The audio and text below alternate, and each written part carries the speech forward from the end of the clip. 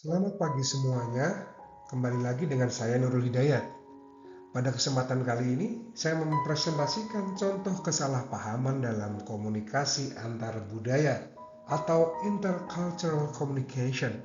Dalam kehidupan sehari-hari, perbedaan budaya terkadang dapat menimbulkan salah paham, walaupun sebenarnya seseorang tidak bermaksud untuk menyinggung orang lain.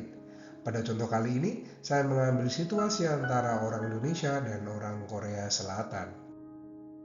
Kita lihat contoh percakapan perbedaan budaya ini.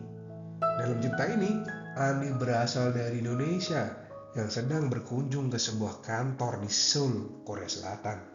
Andi kemudian bertemu dengan Minjun, seorang warga Korea yang bekerja di kantor tersebut.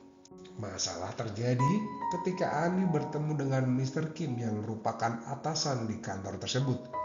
Karena terbiasa dengan budaya Indonesia, Andi bermaksud bersikap ramah dong.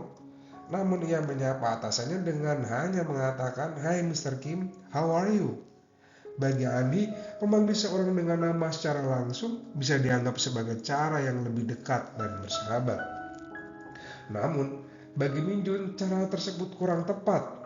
Minjun kemudian menjelaskan bahwa dalam lingkungan kerja di Korea Selatan, penggunaan gelar atau sapaan yang menunjukkan penghormatan sangat diperhatikan, terutama ketika berbicara dengan orang yang lebih senior atau memiliki jabatan lebih tinggi.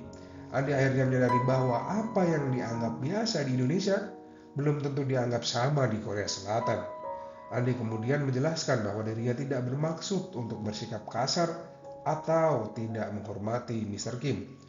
Di sini terlihat bahwa masalah sebenarnya bukan karena Andi memiliki niat buruk, tetapi karena adanya perbedaan kebiasaan dalam berkomunikasi. Kita lihat analisis singkat ini. Ada solusi dan pembelajaran yang bisa kita ambil di sini. Setelah memahami penjelasan Minjun, Andi pun meminta maaf dan berjanji untuk menggunakan sapaan yang lebih sesuai ketika berada di Korea Selatan. Minjun juga tidak langsung menyalahkan Andi, tetapi menjelaskan perbedaan budaya tersebut dengan baik. Menurut saya pribadi, ini merupakan contoh penyelesaian konflik antar budaya yang baik.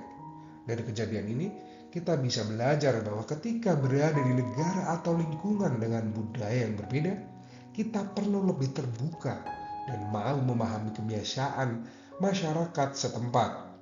Kesalahpahaman budaya sebenarnya bisa terjadi kepada siapa saja. Yang paling penting adalah bagaimana kita menyikapinya.